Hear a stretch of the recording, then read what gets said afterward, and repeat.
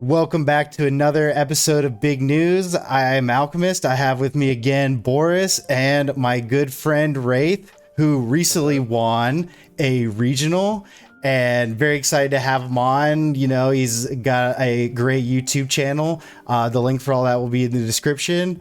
So how you feeling, Wraith? How after that win? You know, we got a lot to talk about today. You know, I was telling you earlier, I like when the episodes write themselves. You know, what's going on?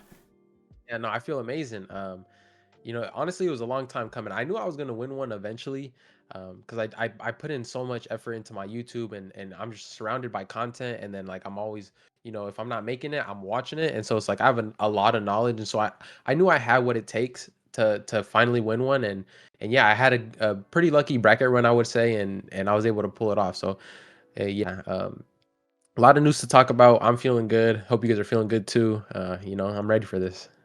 All right, so to just get right to it, Bandai basically dropped a nuke on the meta.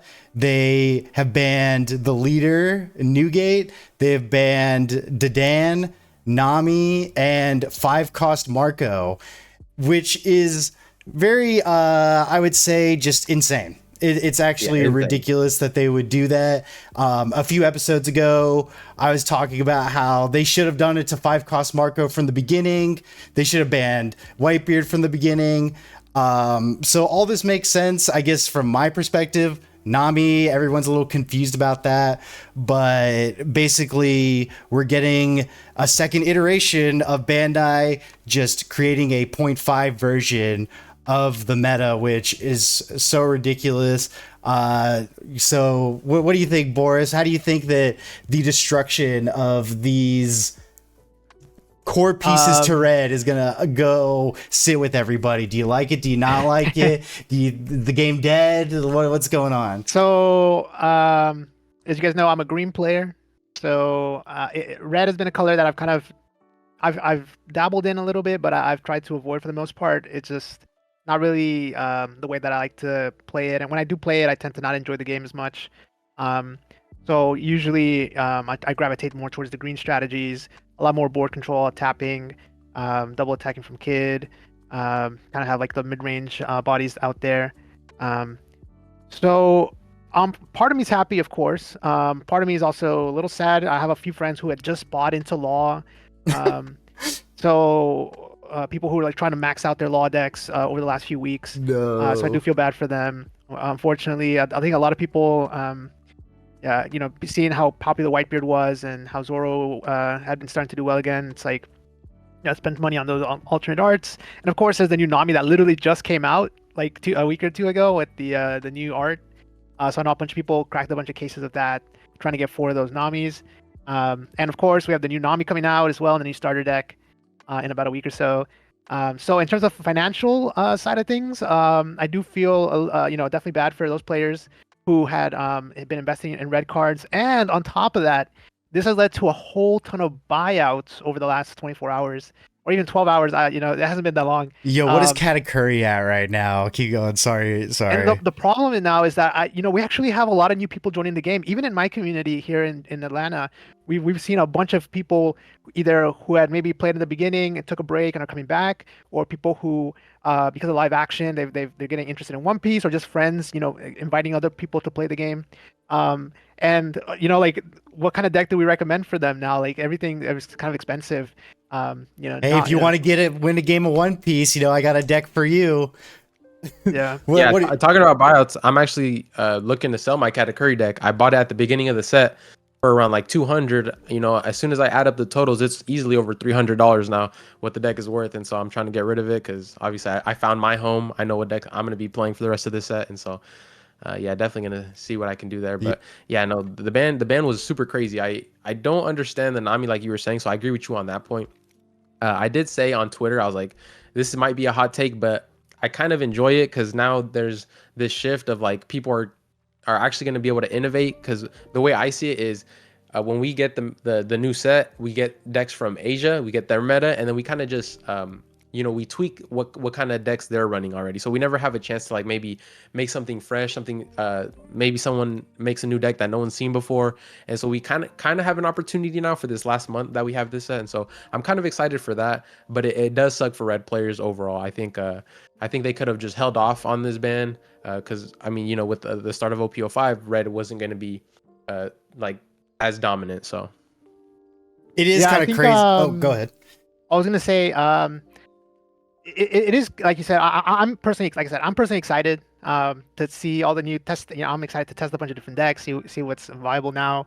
Um, I think when it comes to deck building, right? A ton of people had tried to build new decks. I had a friend who's working on Iceberg for a long time. I have people working on. They want to play other decks, but unfortunately, you have a certain test that you have to pass. So can you survive against Whitebeard? Can you keep up with Law? You have kind of these checks in place that prevent certain types of decks to even be viable. And so I think this will open up some deck building space. I think I think my main concern, and I think a lot of people will echo the same thing, is one of those cards that limits deck building is a 10 cost Big Mom, because that one card alone will shut down a ton of different decks. Like if you just can't beat the 10 Mom, the deck is not viable, especially now going forward, right? Where a bunch of people are going to start playing Katakuri. So I think I would have liked to see maybe, and I've been saying this for a long time, I think 10 drop needs to be limited to 1 or something, just because again it does limit deck construction.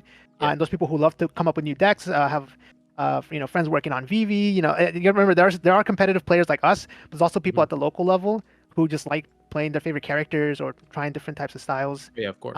And so I would have liked to see Big Mom go to 1 as well.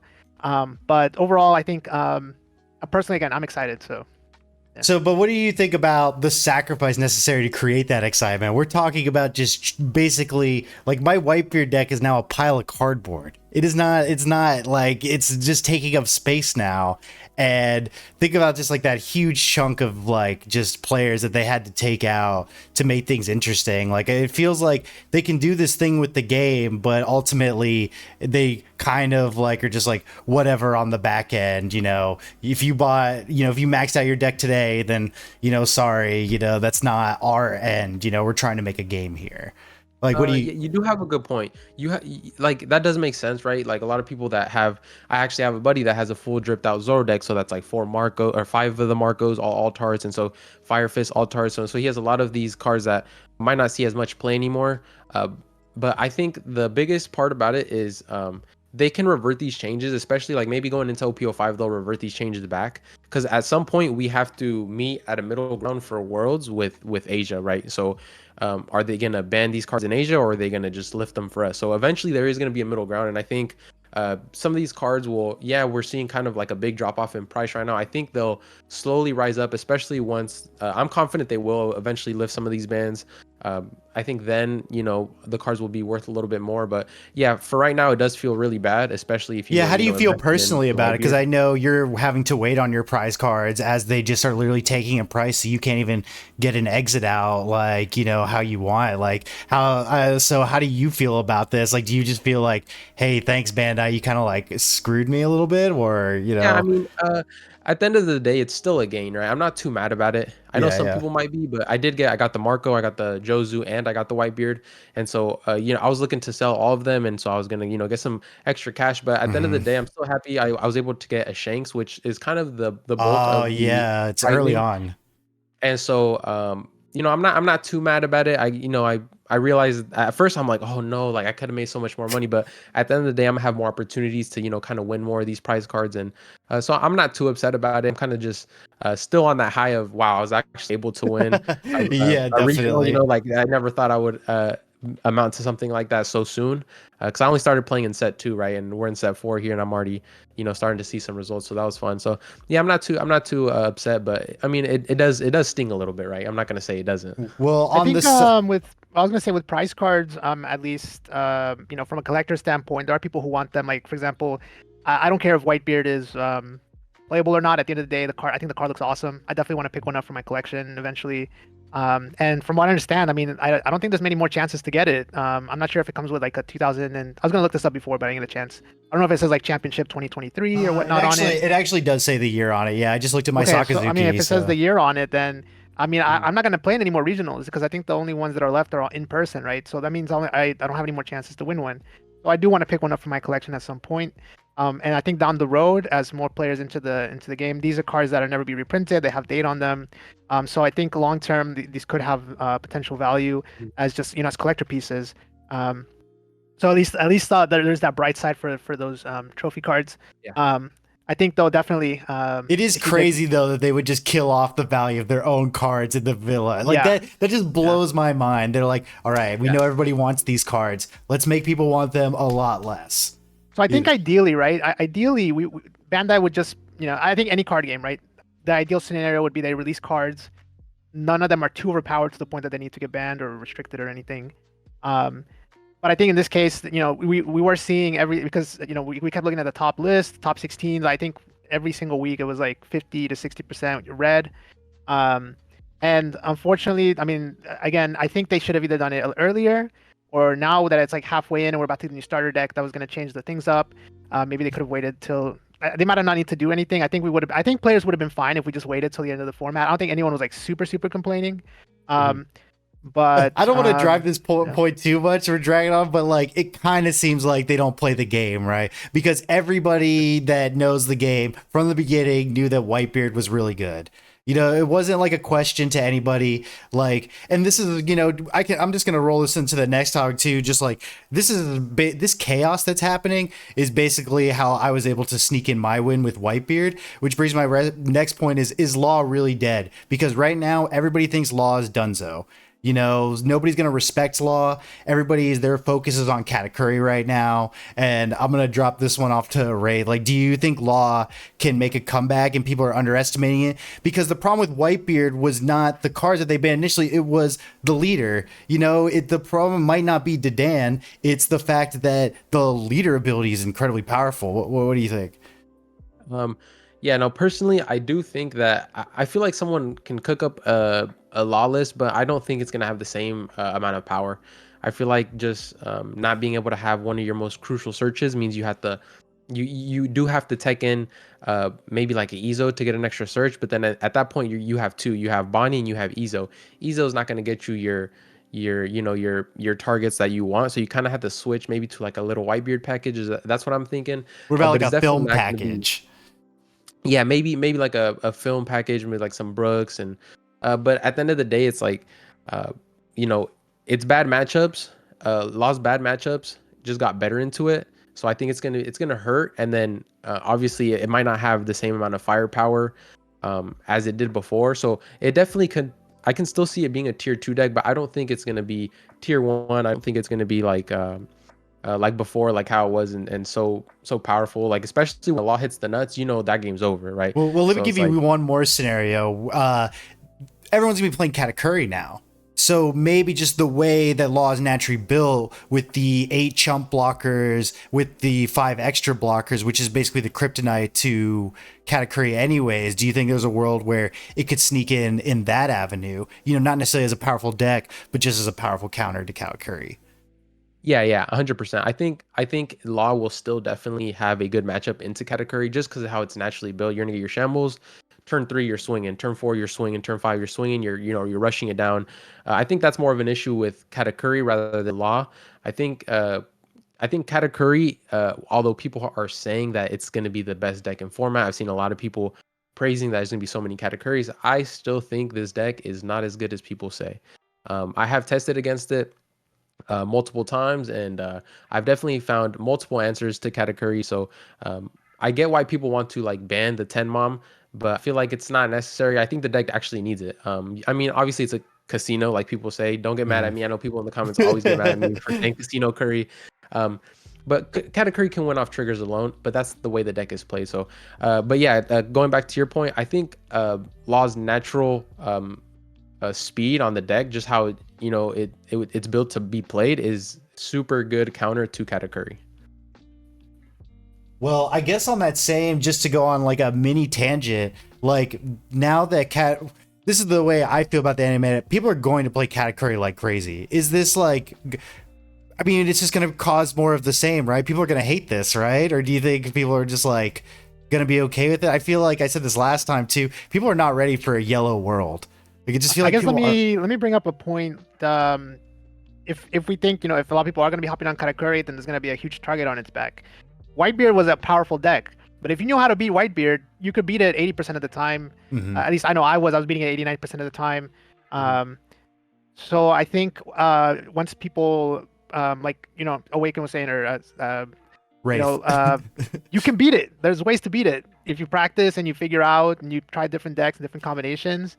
You can definitely But find that's not what strategies. NA meta does. We play Whitebeard, the most represented deck every. Yeah, so it's going to reward players who take the time to study, to do the matchups, and really get into the games. But yeah, it's going to have a huge target on its back. A lot of, you know, you can take out cards from your deck that were for Whitebeard. You can take out cards from your deck that were for Law, and you can add in cards that were good for Katakuri. Well, And, to segue into our next topic on that, my favorite pick that came immediately to my head when I thought of punishing Katakuri is Kid. And as our resident, you know, best Kid player in NA, what do you think, Boris, about Kid's position in the meta right now with a Katakuri world and no? So Kid has two really bad matchups, right? One, well, it's losing its best matchup, which is Whitebeard. Okay, You pretty much play Kid because it's almost like an 80-90% chance to, you know, with the double swing alone. But you're also gaining a ton from Law, you know, going down. So Law is you always struggle against Law because they have a ton of blockers. If they can recycle the Otama, they can KO your guys pretty easily. And they just outvalue you. And if you try to go for a value game, you're gonna lose. The problem is, and you know, I'm a green player. It hurts, you know, to see both sides, but it's like you either play Kid or you play Dofi. Dofi beats Kid in my opinion, but then Kid also beats a ton of at this point I might just go back to Dofi. I might just say, man, Dofi might be like the way. Or because if Dofi's I think Dofi's gonna become a lot more popular, and then Kid, at least Film Kid version, right? Film Kid struggles against Dofi. I think it's one of the worst matchups just because they go a little bit bigger than you. They have bigger counters in the 4Ks. They can tap out for 10 drop and leave up a counter, and they have more blockers. Right? I think the Film Kid deck only plays 3 to 4 blockers in the 7 drop, whereas the Dofi deck plays Uta. They play the 7 drop. Some play Queen, Diamante. So there's a lot more blockers in that deck. It's a lot harder to finish that deck off. So I think Kid is an amazing deck. I think it does have a good Katakuri matchup. I did lose to one in the regional, but they hit 5 triggers out of 6. So, you know, that's going to happen. That's going to happen. But I think overall it has a really good matchup into a lot of different decks. Even Crocodile, which is a bad matchup, I think it's still not too bad. If you go first, you win die roll and you're able to go first, I think it puts you in a good spot. But if Dofi becomes a lot more popular, then that's where I can see struggling. Yeah. Well, I guess that's takes us to our next thing as well. You know, where does green purple Dofi sit in all this? You know, our most recent regional winner managed to do it without red just in time to be the guiding light into the future of a no red world. What do you think, Wraith, about green purple Dofi's position in this new landscape against Kata? Yeah, so right before I get into that, I started probably about a month before the set actually dropped. I practiced all green purple Dofi. I thought the 10 drop was super cool. I loved all the alt arts, so I was like, you know what, I'm just gonna play this deck. My first regional, I go into that losing a lot to my brother, to my close training partners. I'm losing a lot, and I'm like, you know what, I'm gonna play Whitebeard. And so I, you know, push that deck aside. I play Whitebeard and I X2 drop in my first tournament, and then I'm lost. I don't know what deck to play.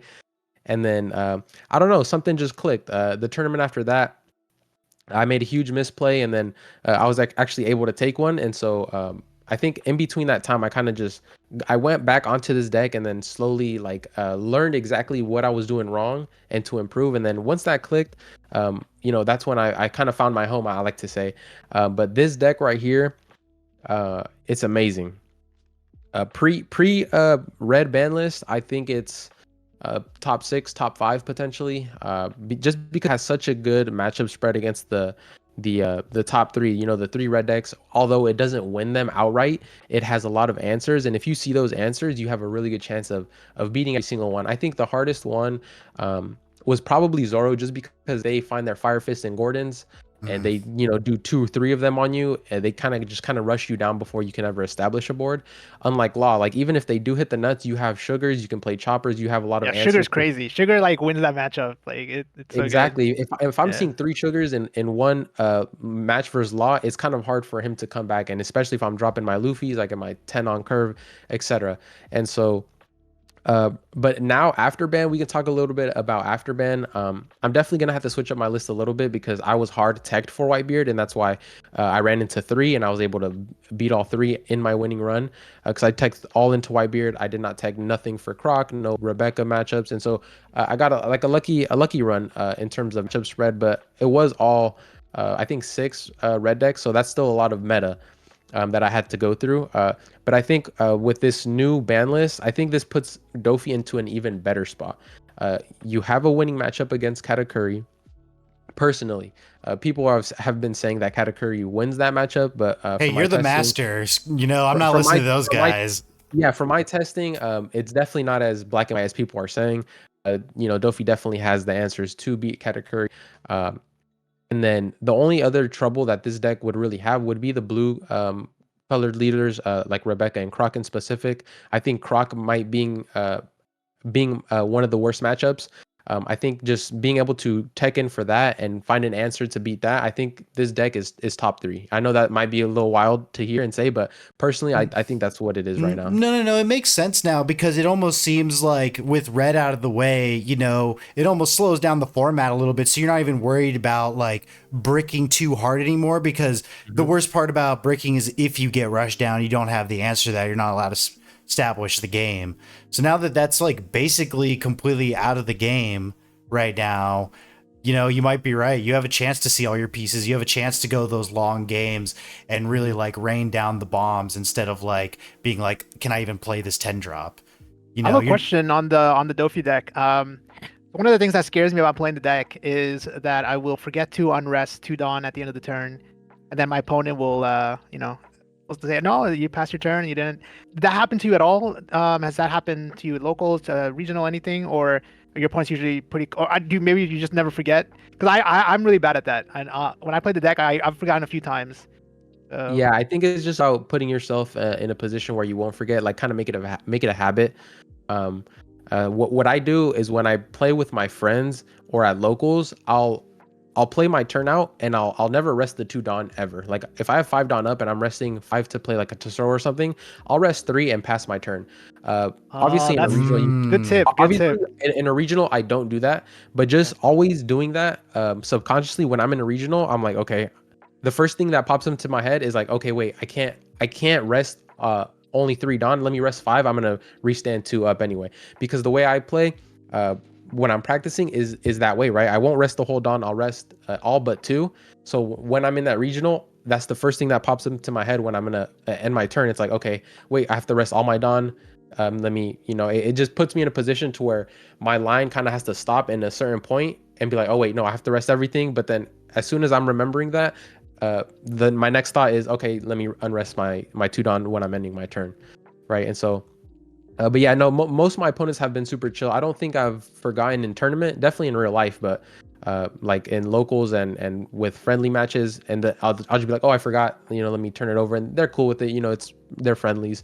But in regionals, nah, is it one of those like force things? Is it a force thing? Like does that effect have to happen, or is it one of those things if it passes you don't, or is it like one of those things like you like have to draw, so there's like a reversible game. Is it like state. Optional or mandatory, I guess? Yeah. I think I haven't looked into the rule book to know in specific, but I know the ruling for Dawn, if you forget to unrest certain Dawn, it's an actual game mechanic. So even if you forget, you can restand it and it's forced. Right. Okay, so I think since it's an end of the turn mechanic and it's part of the game, I think regardless if you forget, I think it's forced and you should have 2 up. I don't think your opponent will be able to shark you on that. It's like one of those rules that I don't think you can actually shark. I don't think. Yeah, I think the problem comes with like is not even a sharking thing as well. Is I forget to rest. I forget to untap my 2 Dawn, and then my opponent's thinking his turn through. And then all of a sudden, he goes to attack and like, oh, I forgot to untap my 2 Dawn. At that point, it's like I feel like that's where if I you can called a see- judge over, they would just reverse the game state Yeah. and then like put your 2 Dawn up and send you on your way again, right? But Yeah. I think I think based on what Race is saying, just practice the deck. Make sure it doesn't happen to you. Like if you're good with the deck and you practice and you get your reps in. Yeah, don't take my plan Don't worry where it's about like, that. don't worry, it's legal to forget. don't Yeah, worry. Yeah, I mean, if you get into so that it doesn't come up. situation, just call your judge and hope for the best. Yeah. Yeah, I did that actually. I played Whitebeard at one of the Gen Con tournaments. I'm not really a Whitebeard player, like I said, but I'm like, the deck's too good. I'm gonna hop on the hype. First round, I forget to take a life right away on the first turn. So immediately I call a judge. I say, hey, I forgot to take a life. I don't want to cheat or anything. So we took it back. I got a warning, of course, and as long as I don't do it throughout the rest of the tournament, I'm okay. But yeah, so. Have you guys ever Yeah. been sharked before for anything? Like, have you ever got like you have for what? Yeah. Well, it was a situation where I'm checking my this was like really early on. I think one of my first set 2 regionals I actually attended. It was like my first ever or my second ever. I'm checking my life and I put it to my hand. And it's still in my hand, separated from my hand, but it's close enough to where my opponent kind of can like vaguely think that I'm like putting it into my hand. And then I go to use it, but he said, "Oh no, you put it to your hand, you can't trigger it." Oh, okay. And so okay. in that situation, I obviously I'm really new to this. This is my first card game ever, so I was really new. And he's like, "Oh no, you have to trash the card and you can't use the effect." So he made me trash the card, and I'm a nice guy. I hate sharking, and so I was like, you know what, I'm gonna be nice. That's fine. I thought, that's what it was. I should have definitely called a judge and see what I could have done. But yeah, I've definitely been, and from that moment on, I definitely I'm not even me. I'm not as lenient. If I see somebody, I'll take an opportunity to shark if it's really bad. If it's like something simple, sometimes I might let it slide. Well, it's not sharking if it's an actual, sharking. I think we consider sharking where it's like, it really most of the times like it's something that they're not doing intentionally, and you're trying to just get a little bit advantage by doing that. But if it's something that's an actual game rule violation that that they should know it's a regional level event. In that case, like for example, if I did that and I put it in my hand, then I even if it's a trigger, I would say, oh, well, I already took it back. So Yeah, I 'cause think most I of the can think- times my opponents have done that. If they make a mistake, I don't even say anything. They'll just say, "Oh, so I already did it, so I'm not gonna take it back." So. Yeah, they know. There was one situation in my run. It was round 8 versus Allah. I'm swinging for lethal, and he has 3 cards in hand, and they're all 2K counters. He didn't notice that I put 1 Dawn onto my 10 cost Dofi to swing for 11, and he goes to block out for 6K, thinking I swung only 10, and then he put him in the trash. And then as soon as I told him, I'm like, oh, it's I swung for 11, so you still have to take your life. He immediately grabs the cards out of his trash, puts them down like if he still has them in hand, and then goes to check his life. And so at that point, I was like, wait, hold on. I was Oh like, wow. Okay. I was like, hold wow. on. I was like, you already threw the counter cards out. You gotta. He looked at his life and he was like, oh, it's a dead card. You win anyway. It's fine. You win anyway. But imagine a situation where it is a 2K, because my next swing was going to be a 12K. He would have gone to 13 if it was a 2K. Imagine that situation where he has his hand and then he goes, oh no, I can counter it out, right? And then it's like, Wow. So he took the cards out of his graveyard and then went to take the life. yes, Right away, he took okay. he took all 3 cards out and he Yeah. placed them down to where he had his hand before. He just placed them down. Yeah, I I was think in like, that wait, no, hold on. situation, the minimum would be, hey, I thought it was for 10. Can I take the counter back? So, but if he doesn't even ask, like, yeah, then that's just. Yeah, no, he that's just took it wrong. back right away, and I was, Yeah. and it's round 8, mind you, it's round 8. I'm 7-0. It's round 8. Like it's like at this point, we're playing for like it's pretty high stakes. Yeah, a lot of money on the line, and the But- opponent is good. Like they're a good player. You're not going to be a new player at 7-0. Yeah. So yeah. But yeah, Yeah, other than that, no situations like crazy where I've been sharked. No, so Yeah, I don't think I've ever been. I think the only thing I've ever gotten close to is like I asked, like some guy was like, "Hey, can I take my time on this turn?" And I was like, "I'd rather you not." And then at the end of the game, he got super upset with me. I was like, "You shouldn't have asked me. Like, I was just giving you my honest, opinion. Like, I would rather you just play faster. That's what I would want. You asked me." That's the only thing that I kind of got close because I was like, "Come on, guy, let's do this thing. I wanna get some water or things something." taking 2 minutes per action just to play 1 card down.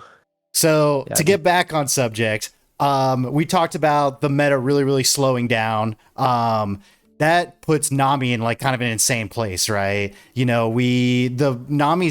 reason Nami had not shown up in the meta at this point was because Law was everywhere, and that is by far its worst matchup. It's so hard to win. It's just like terrible. So there might be this whole uproar in Nami's, which another thing is I don't think people are ready for that either. Like my opinion on Nami is that like I call it a tractor beam of fun, where the user of Nami gets to absorb all the fun that could be possibly had in the game of One Piece into the owner, and only them are having fun, while the person sits there and gets their time sucked out of their existence while they Yeah, I are. actually lost to a Nami last night at locals. No, you Funny enough. didn't. I did. And it was, it's a winnable game, so it's not like, I got greedy on the last turn. I knew I should have just waited one more turn and then go for a full swing, but I got greedy. I went for 2 9s, and the last life was the card they needed. So, I just, like I said, I don't have Nami. I think I've played against Nami maybe 3 or 4 times ever. So I But think my there's point definitely. is, like, that does that feel worse than a normal loss, though? You know what I mean? It definitely, I think it does, just because it's a different game you're playing essentially at that Mhm. point. But I think part of playing card games is that there's always going to be alternate win conditions. It's part of TCGs. There's a whole subsection of players that enjoy alternate win conditions, and so I think it is important for the game to have those for those types of players. But I think at the same time it's not too oppressive. I think if I had just stuck to my game plan and what I know for against Nami, or if I had just if I really want to be really good at the matchup, I just need to practice more, right? If I had a bit more practice, which I do need to get in versus Nami, then that'll help me. I think in one of the regionals as well, I ended up taking a W against a Nami with green purple Dofi, but it was close, and I definitely took a line that I could have lost, depending on what was in their last life. So I think is the deck, the new version, with the bans, it's definitely going to be very, very oppressive, but it could also be a skill check where I recommend just trying to get as much practice as possible. And it's a little weird to play against for sure. So. Well, the question I want to pass off to Wraith is, what is even the counter to Nami right now? Like, what is the hard counter right now that exists to Nami? Yeah, that's a great question. So I actually have a buddy. His name's Fupid. He loves Nami. He got into this game because Nami released. So he got his Ooh. Nami deck, fully dripped it out. Nami sleeves, Nami mat, Nami deck case. He just loves Nami, and so that's the reason why we actually got him to play with us. Because at first he didn't want to, and so I do have a good amount of practice against his list, and so he has two. He has the character version, which we might see some. Because it does a lot better into Katakuri, because you can just throw things back into their hand, slow them down, and then you can play your game. And then obviously the full event version, which is probably the better version. But I think the biggest issue with Nami is the fast decks. The fast decks. It's just sometimes if you play too fast for it, it doesn't have the required dawn, or it doesn't have the required hand to be able to fully protect out of every swing. So like if they try to go and do something cheeky like a Sanji's Pilaf on a bad turn, or they Zeph and only leave up like 3 dawn, but you have 4 or 5 swings up. If you're just swinging the minimum amount, you can not only get their maybe 3 event cards out of their hand, but then now you're swinging actually at their life, and they have to give you 2Ks or 1Ks to counter out. And then more often than not, they want to save those raw counter cards, because they play the Kayas, they play the Buggies, they play the Mr. Ones, they want to get their Gavels back. They don't want to use those, and so you just put them in positions to where when you swing, you have to obviously swing the proper amounts. 7s are good and 9s are amazing. And just play the game. I think the biggest part in Nami matchup is just knowing when to swing and when not to swing. Because if there's a turn where Nami just leaves 7 dawn up and says, "Hey, pass," you never want to swing in that. You're playing their game at that moment. Maybe what you do at 8 dawn is you just play 2 units, pass right back. You don't even have to swing. The only issue is like sometimes that kind of can be a double-edged sword. If they have their engine, then they Kaya, they Brickfist, they Kaya, then they Apis, they find another card, and sometimes it can get a little sketchy. But I think just learning the patterns and knowing when to attack, when not to attack is the biggest factor in that matchup, I think. Well, I think we've talked about this before on the podcast, though. It's just the thing about Nami is that if they see the exact cards they need, there's literally nothing any deck in the whole format can do. And with Law out, like you're saying, the way to like do it is be hyper aggressive, be able to get out bigger numbers quicker, with speed. But like, what would you say is even the fastest deck right now? Like green purple Dofi, like. Yeah, no, you hit it on the mark. So I'm trying out a new list, right? Because the old list I was running is not going to work for this new format. And I've tested it a bit, and it's fast. It's really fast. Oh, I mean, okay, it's like okay. you No. run your film package, right? And so you're going to get out multiple units out on board. And so same thing with film. I think film might have an easier time going into Nami than other decks. Maybe like uh, what are the like Croc? Maybe Croc probably loses really bad to Nami. Yeah, so I was gonna say Crocodile. I was thinking about testing some Crocodile, but then if I just run into Nami, I feel like I'll just Yeah, lose Croc, automatically. So. Rebecca, even Queen. I think those three have a terrible time against Nami because they're a lot slower. Maybe Croc can do something, but yeah, definitely Queen and Rebecca are definitely going to struggle in that matchup. And so, yeah, I think your best odds on beating that deck right now are probably Film Kid and Green Purple Dofi. Jeez, that is brutal. These tournaments, this is going to be total chaos. You know, like Yeah. at least like when they did 3.5, it wasn't like that tough of a puzzle because it's like, oh, well, I can just still play red. But at this point, it's going to just be completely chaotic. Like, all right, I guess to round it all up, let's place our bets for who we think is going to win the first tournament after the ban. Place your bet on a leader. What you got? Boris, you want to go first? On the spot? What do you think? I'm gonna say Green Purple Dofi. I think I'm liking where it's going. I think it has pretty good matchups into most of the decks. And again, it's something that the first thing that came to my mind was obviously Kid, because I'm a Kid. I love Kid as a deck. But if one of his worst matchups is Dofi, and Dofi does about the same thing into other matchups, then I'm like, well, why not just play Dofi? Yeah. So. Oh man, that's so brutal. All right, what about you, Wraith? I hope it's me. I hope I win on Green Oh Purple yeah, Dofi, yeah, but, of course. that's my goal, right? Get another top 8. But I will be at Pasadena, which is gonna be the first event with this ban list. So I'm gonna be there. If anybody in the chat is seeing this, I will be there. We can, chat, meet some of my subscribers, meet some of you guys. Anyways, I'm gonna go off on a limb here. This is you guys might look at me crazy, but the one deck that I still think has a big chance, everyone is saying it's dead, is Zoro. I'm gonna go off on a limb here. I think Zoro's gonna win. I think I personally don't make the greatest decks, but I can definitely take a great deck and make it better. But I feel like some people where deck building comes into play, Zoro still has the freedom to make some lists that I think are going to surprise people. And that like we saw at one point in set 3 with Kuro, Will to Win, shout out to Will to Win. He just made an amazing Kuro list, and not only that, he coached Batsu, and they both topped with Kuro, right? Because it was a surprise factor. No one were playing the list. And so I think someone has the potential here to make a Zoro list that no one's going to be able to counter out just because they've never seen it. So I'm going to have to go. Dude, Yeah, Teach. You can play a 4-drop Teach, and that card's still really good. So. And look, this is literally how I snuck my win. Like, I will say that more than ever, it pays to be right in that first tournament. Like, if you think that you're a player that can be correct about something, this is the time where it can pay you big bucks. Because you can make a left field call where everybody says you're wrong. Because in 3.5, everybody said Whitebeard was done. The deck's dead, and boom, just 2 wins back to back. It was just it was just insane. So I want to say Nami. I think Nami can take it. I think Nami is in such an insane position. I think it high rolls harder than Green Purple Dofi. So I see the NA meta as what I like to call very degenerate. We love to take our meta and see how high we can keep pushing the high roll over and over again, to see just like when it breaks. And Nami right now has no hard counter. I don't even think it's that bad as Zoro. Like, it was just all the law keeping it down.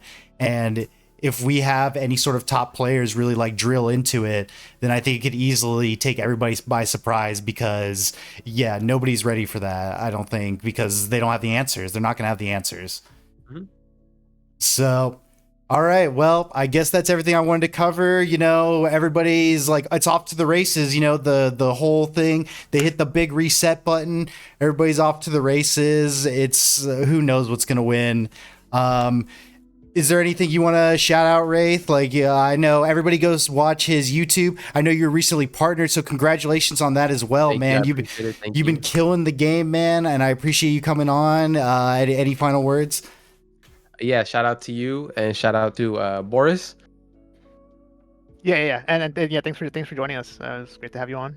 Yeah, shout out to you guys. You know, I love just sitting and chatting about One Piece. Obviously, I'm a content creator first, and then player. So take my wins with a little bit grain of salt. If I don't ever perform again, my focus is definitely That's the what I love content. about the One Piece community, by the way. The content creators are good at the game, which Yeah, is yeah. not Shout usually out the to one. case. Yeah. You don't So really see that too often. You don't. yeah. So, It's super yeah. nice. I love that all the content creators are good at the game. It makes like the all the information more digestible.